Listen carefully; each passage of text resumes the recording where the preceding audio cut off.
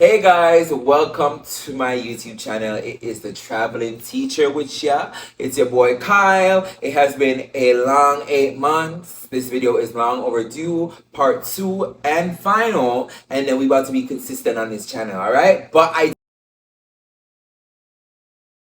definitely want to wrap up my last video because I really left you guys on a cliffhanger. I have a lot of people who actually messaged me personally, also commented on my videos for some advice about the New York City Teaching Fellows. So I have with me some talking points to follow up on that. Also, I have with me a very special guest that's holding my drink. Look at him.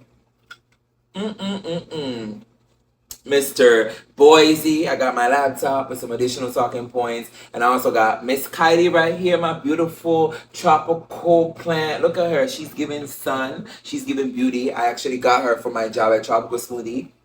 Very proud of that. It's not where you're coming from, it's where you're going, period. So anyways, to not sidetrack and jump into the video, my first talking point I have here is my journey there. So the last video I was kind of telling you guys how my journey there was not so pleasant. Well, to be honest, my car did the damn most. I don't even have a car anymore because my car did the damn most when I was moving to New York City, meaning that my acceleration speed was not going past 40 miles per hour. And it was literally between me stopping in some random city, getting my car fixed for thousands of dollars, driving all the way to New York City and making it to the Teaching Fellows starting day, or just going back to South Dakota and saying, you know what? My dream of moving to the big city is no longer coming to fruition. So it was kind of a do or die situation, and dangerously, I will say, not proud of it.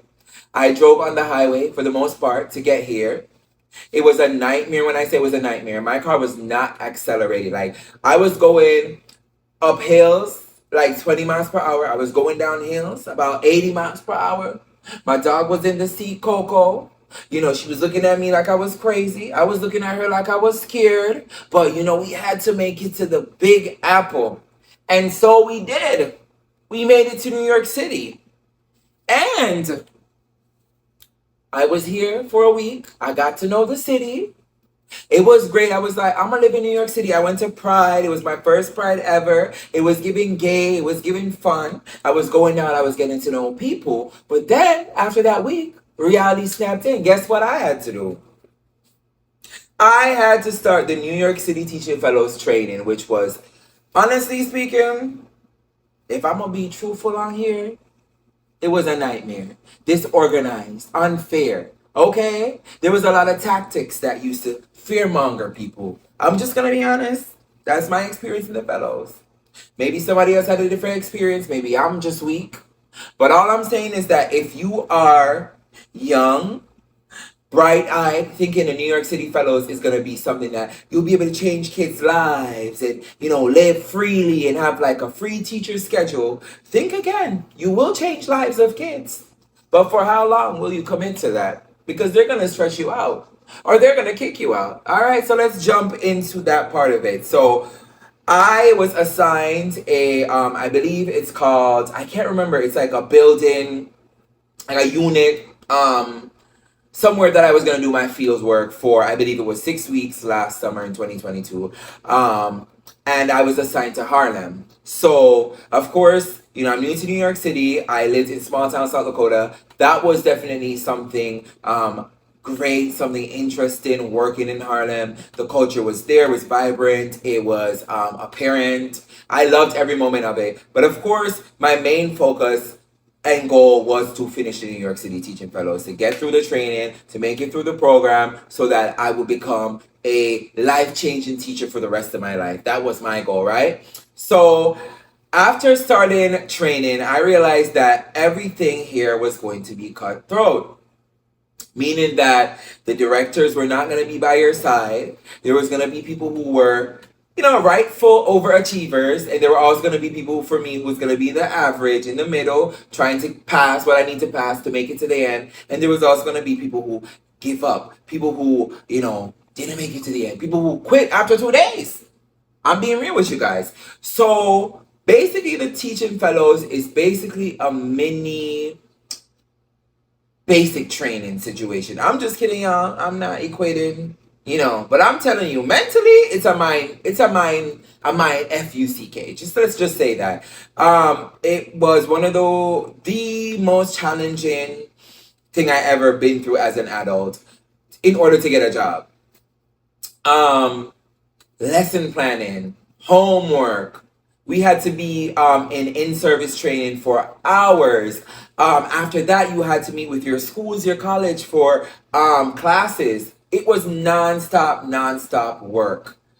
Guys, they say try to make time for yourself. I tried to make time for myself. I'm not gonna lie. I try to go out some weekends.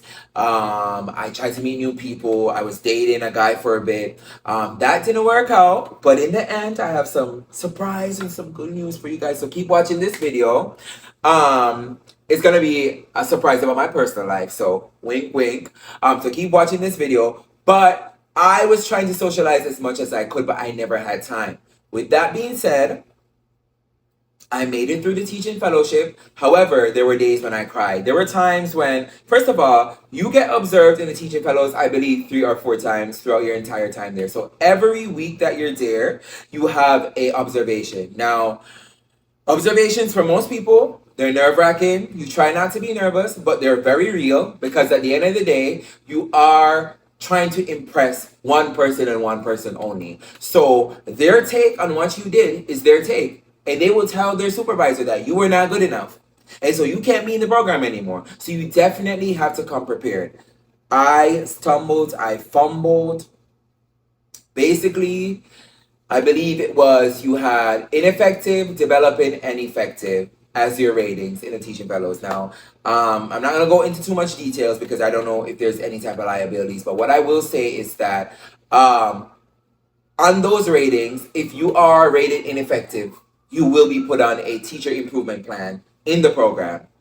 If you are put on a teacher improvement plan in the program, basically that teacher improvement plan is left in the hands of those who be the head of the program to decide your fate if you are good enough, worthy enough to come off of that teacher improvement plan and be a part of the final program to go and teach in the fall, right? So I was put on a teacher improvement plan for, I believe it was my 2nd or 3rd week in the fieldwork part of the program. And that was honestly some scary times for me because in my mind, I was like, why did I come to New York? I'm not going to make it through this program. I honestly don't have enough money saved. Excuse my manners. I honestly don't have enough money saved. I honestly don't know if I made the right decision. I should have stayed my ass in a small town, making fucking $18 an hour, and try to make something of myself. Those things were going through my mind. But of course, I didn't want to tell people that because at the end of the day, I moved to New York. I'm trying to say New York is going to be the best thing that ever happened to me. So I stuck through the program. I made it off of the teacher improvement plan. But that does not mean that you're in the program. That does not mean that they accepted you in the program. That does not mean that you're going to be able to teach in fall. So this is all happening during my summer weeks, right? So we had a few more observations. I finally made it off of the teacher improvement plan. Fun fact, I felt like the supervisor was a much harder evaluator than the director of the program. Which leads me to the topic of observations being subjective. But put a pin in that right now because I'm going to come back to that conversation about my experience in the school year and observations, right? So let's talk about subjectiveness in a few topics down because I want to just wrap this summertime up, right? So basically I came off of the teacher improvement plan. The last person to observe me was the director. She was very nice, very interested in having black males as a part of the fellows and very interested in making sure that black males succeed in the program, right? But I felt like the supervisor, her vendetta was to kick as much people out and be as hard as possible because in her opinion, it is going to be a cutthroat system when you become a teacher. And that is very much understood because I definitely experienced that myself. But if you do want teachers who are eager, teachers who want to be a part of educators of this country on the whole, we definitely have to treat educators better. That's just that. The training process for teaching fellows was a mess. They treated us horribly, in my opinion. So I definitely feel like my honest opinion is that the hardest part about the fellows is making it through the summer. So for the questions that people ask me, which I honestly should pull up those questions, but I should have wrote them down. I don't have them written down. I will answer those questions in a whole separate video. Let's do a Q&A. That's my next video after this, probably, or my next video coming up sometime. Right, a Q&A on the questions that you guys ask me. But just know that if you come here to the Teaching Fellows without a game plan of not realizing that you might not make it through the summer program, listen, don't do it. That's my honest opinion. Come prepared, come with money saved, your paycheck. They give you a stipend. That stipend might be late by like a month or two. So if you have no money to pay rent, just know that your stipend might be late. That happened to me. My stipend was late, okay? I had to borrow money. I had to do what I had to do at the end of the day. You know, I'm trying to make it in New York. I'm trying to do something on myself from a small town. So I definitely had to sacrifice a lot of stuff. So think about those sacrifices too. And as I said earlier, people quit the program early. There were people who quit. I knew somebody who quit the program. Very great guy. Seemed like he would have been a great teacher, culturally relevant to the situation. We like to see teachers of his color also in the classroom, brown teachers. But guess what? He realized that this program was going to be a program that was not guaranteed a spot, and he had a very well-paying job that he was trying to transition from into teaching. But he evaluated his pros and his cons, and guess what? His pros won from his job previously because he realized that the Teaching Fellows was not for him. So that's something to keep in mind, guys. Like, this is a program that is what New York City is about, being cutthroat. So to answer those questions broadly, if you are not financially, emotionally stable, the Teaching Fellows can break you. There were times when I was crying. There were times when people around me were crying. There were times when I knew somebody who she basically was living in a shelter with her children and her cats while doing the program. She basically was put on a teacher improvement plan, and at the end of the program, they don't tell you till you get into the program after the 8 weeks, until I believe you finish the program. Say you finish the program the last week of July. You don't hear that you got into the second week of August. So for those 2 weeks, you're biting your fingernails, going to bed every night, worrying about, am I going to make it? Am I going to be a teacher in the fall? Like, guys, this is not easy. And that lady went through that situation. I heard through the grapevines that she eventually got selected after those 2 weeks wait. But imagine a situation like that. Like, honestly, it might be worth it to pay and go through a 1-year master's program, because in the Teaching Fellows you do have to have a bachelor's degree to enter anyways. Maybe go through a 1-year master's of education program in math, in special ed, in ESL, something, and do some student teaching and get your license and go that way. Because the Teaching Fellows, I'm not saying you shouldn't do it, but what I'm saying is that if you are not willing to commit the time, the energy, the emotional stress that it causes, because I'm just being honest, it might not be for you, all right? That's just my honesty, guys, but I did make it in. After I made it in, moving on to the next thing, finding a job. Now, the Teaching Fellows does not help you with SHIT. They ain't helping you find a job. They ain't telling you where to go to find a job. They ain't telling you nothing about how a job works. All right, what you learn in the Teaching Fellows, guys, is just to pass the program. It does not help you go beyond. I'm sorry, I'm, emotionally attached and need to vent from this situation. The Teaching Fellows does not help you go beyond those 8 weeks. It doesn't help you to teach. It doesn't help you to lesson plan properly. It doesn't help you to classroom manage properly. It doesn't help you to get familiar with your content area properly. It just doesn't. It doesn't teach you how to write IEPs. So think of the Teaching Fellows as a quick stepping stone into the real world. Just know you're spending 8 weeks learning a bunch of fillers, a bunch of, I don't want to say a bunch of nothing, because 1 and 2 things, okay, sure. I put that in my back pocket. I used it at some point. But you're learning a bunch of filler things that you think you're going to take into the classroom with you in fall. But in reality, throw that shit out the door. period. Because you are going to learn some stuff being in the classroom for a year that you cannot learn unless you're in the classroom for a year. That's just facts. All right, so don't think of the teaching fellows as a stepping stone that's going to get you a job, that's going to do all of these things. You are not guaranteed a job after you're done. You are not. You have to hunt down, apply to different jobs, be spectacular, and excel at your interviews for principals to choose you. Okay, I was not getting interviews until I believe it was the last 2 weeks of August. I did an interview, did a second interview. It didn't work out, right? I had an interview scheduled. Thought it was on Zoom because they sent me a meeting link. Didn't work out because the time of the meeting, I was on Zoom. Nobody came on. They told me it was in person. They wanted to reschedule. I just did not feel like they were organized, so I didn't take that school. Then I think I did an interview for the third time at the school that I worked at for a year. And that school that I worked at for a year, looking back,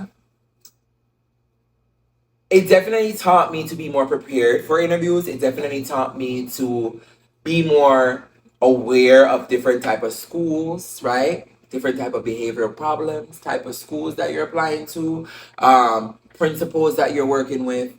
You know, I'm not throwing shade. I'm just saying this is my experience. So be aware of those things when you are applying to. Just know that admin can be the worst part of your experience as a teacher. It could not be the students. It could not be the money you're making. It could literally just be admin. So be constantly aware of that in the back of your mind, right? So my school definitely had problems with admin, definitely had problems that just did not make me feel comfortable throughout my year. So finding my job, the interview was easy. I got hired 15 minutes after my interview. No demo, just a quick 30-minute interview, maybe not even that long, with the VP or the AP and also the real principal. Got hired 15 minutes later. I was sitting in my car. Took the job because I was like, I am desperate for a job, guys. Because the teaching fellows does not help you with that. Started in September. Again, bright eye, innocent boy from the Midwest, from Jamaica, whatever. Right? And met some great people, but quickly realized that the state of education and the vendettas that people have will be the downfall of this industry, unfortunately. Speaking from my experience, based on a year's experience as a teacher in the public school system,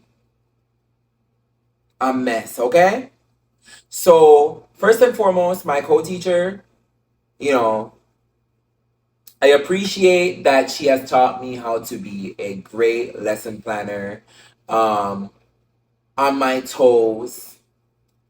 But overall, our relationship was not a perfect match. It was not a fit. Always keep in the back of your mind that co-teaching relationships are like marriages. Sometimes they don't work. And sometimes you guys don't get along. Sometimes things go sour. Sometimes people might not remain professional. Sometimes people might be upset at admin, but they take it out on you.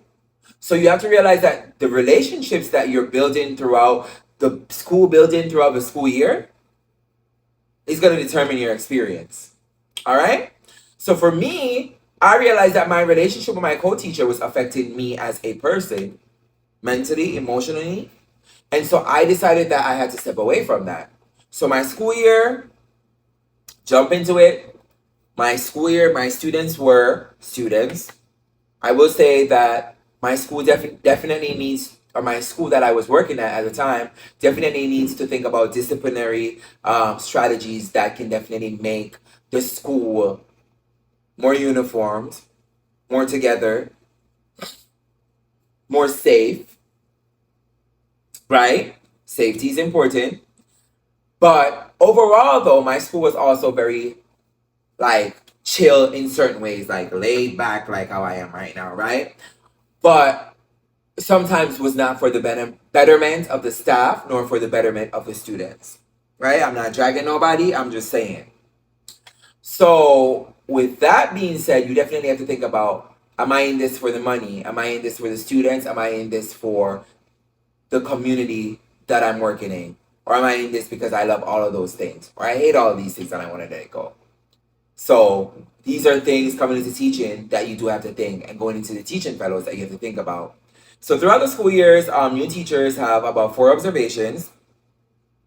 I believe 3 are informal, 1 is formal, meaning 3 informal kind of basically mean, just in layman terms, they don't count for nothing. But the formal one counts for something towards your tenureship. Because in New York, you work for 4 years, you apply for your tenure, you get tenure. It means that basically you can't be fired for bullshit. Just again in layman's term. So my 3 formal observations or my 3 informal observations were great, were alright, were good. That's just the ranking. Great, alright, good, a mixture, a mixed bag. Also, it depends on the day, the students that you have, how your co-teacher is feeling, how you're feeling, right? All of those things matter in the observations. I learned that throughout the day, throughout the year, how well you're prepared, right? So my formal observation went well. Overall, my observation, I'm an effective teacher, so that's something to celebrate. And I got great compliments from my principal. So my school year sounded like it wasn't bad, but honestly, the one thing for me that mattered, that affected my school year, was my co-teaching relationship. That definitely made me decide that I wanted to teach somewhere else or possibly do something else, right? So after my school year ended, I definitely had decided that I was going to stick with teaching in New York for another year. I pursued my business license. Basically, the business license, which is a whole different cup of tea. I'm going to just give you a quick synopsis of it. You apply for the business license. You show how many years of experiences you have in business, which has to be 2 or more. And then you get some sort of industry credential, whether it be like a Six Sigma certification, green belt or black belt, or some sort of certification. And then you get a job offer from a school in the school district, in a public school district in New York, that offers you a specifically titled business position. After you get that business position, with everything that you submitted for your application, you get issued a 2-year license, and then you become a business teacher. Sounds easy, wasn't easy. I applied for everything. They said there were going to be a ton of jobs. The New York City teaching market right now, I will let you know, is very competitive. Unless you are high needs science, math, or special ed, just know that it's going to be competitive to get a job here. Just letting you guys know. My license in special ed don't know how to phrase that, blessing and a curse. On one hand, you can get any sped job you want. On the other hand, it's hard to get any job outside of SPED. So for me, when I was interviewing, I realized that a lot of my interviews were leaning towards like, oh, we have SPED positions open. Are you interested in that? Girl, no. I applied for a business position. So basically, I did not get a position as a business teacher. How the New York City transfer market works for teachers is that I believe the market opens in the middle of April, where teachers who are already in the system can transfer to another school without like having to speak to their principal and ask for a release from contract. So it's from the middle of April until the second week or first week of August. Girl, that's a lot of time in your head. But in reality, the days go by fast. Did not get offered a business position, so I was stuck working in special education. Now, I do enjoy special education, but I personally feel like I would thrive as a teacher outside of special education. That's just a preference. I definitely have respect for people who have been teaching special education for years, or who decided that they are going to work in that field for years. You have my utmost respect, because that is definitely a field that's in demand, and a field that takes soft and hard skills that if you are not ready for that, it can be challenging. Okay? So, and time management skills. Special ed teachers, if you do not have great time management skills, I'm still working on that myself, it's going to be difficult. You have to know when to stop working, because work will consume you as a special education teacher. Not saying that general ed teachers don't get consumed, but as a special ed teacher, and as somebody who's trying to go possibly in that direction of general ed, there is a scale, and one scale has a bunch of responsibilities that's weighing it a few pounds heavier than the other. Just saying. And that's the special ed, like, it's definitely more responsibilities added onto teaching in class too, right? So I definitely was having an issue with getting a job in business, but I went to an interview for a business position. I did like 4 interviews, did not get offered any. My 5th interview, I got offered a sped position. I took it because I wanted to out, I wanted to transfer. I needed to work in another school environment that was conducive to my lifestyle, my mental health, and just not working with somebody who I felt I didn't gel with. Okay? So after that happened, guys, I decided that I did not want to do the teaching fellows anymore, and I stopped going to classes. With that being said, my license is no longer valid. I'm no longer a teaching fellows. I am on a journey. I met somebody in November last year. We are now engaged. We are living together. It has been the best times of my life. Right now, the journey that I am on is self-discovery. I got my master's degree. I had a graduation party, which I will be inserting clips or videos or pictures of my graduation party and my engagement party in this video at the end, because I had a big celebration over the summer in New York City. All my friends and family came out. It was extravagant. It was great. And I just felt like in that moment I felt alive. And I felt like my purpose is beyond just working a 9-to-5 job. While that is something that I might still do, while teaching is something that I might still do, which I will talk about in other videos. You will learn about me in other videos. But right now I'm saying that I am leaving New York City. We are moving somewhere Midwest, somewhere South. And we are going to go on a journey of trying to figure out what I want to do with my master's in healthcare administration degree, what my man wants to do. We save money, we're moving, and we are just trying to figure out what this journey is. The Teaching Fellows was a great opportunity. It was definitely fulfilling. It was definitely draining. It definitely taught me how to be more professional, how to be more resilient, how to be more emotionally available. But it also made me feel like I had to check out of a bunch of things, honestly, that I used to love doing, like working out, just hiking, just things that I love to do. And I felt like the Teaching Fellows consumed that personally in my life. But I also felt like teaching in New York City consumed that in my life. I feel like if I was supposed to be a teacher somewhere else, not saying it would be easier, but New York City is a beast. 24 hours, constantly on go, and it's something that makes you feel like you're always like this, round and around and around and around, merry-go-round. So for me, my journey takes me to somewhere slower, takes me to somewhere where I can be myself, takes me to somewhere where I can spend time with my lover, spend time with my family and friends, where I can hike and be around myself, be around nature. And that's just really the reason why I quit New York City Teaching Fellows. But guys, hold up. We going on a journey. We going on a road trip. And I'm about to post that video soon after this video. So make sure you subscribe. Make sure you tell your friends about Kyle. Okay? And remember to be yourself. And remember to be a boss ass bitch. Alright guys, this is the Traveling Teacher. Follow me on all socials. And remember, I don't know, bye. Yes.